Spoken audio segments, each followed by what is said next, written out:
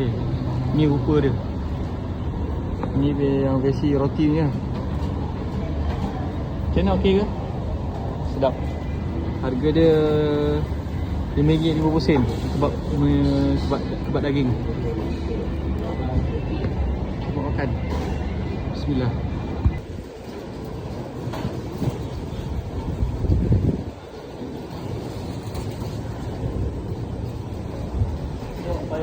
Baik tu. Ni yang kau ajar dia buang air ke atas. Buang air ke atas. Dia punya dia buang ke atas. Oh.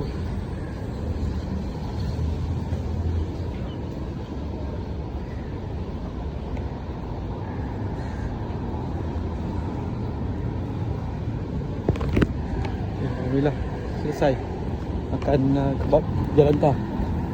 So now kita pergi ke Central Market tu cari barang.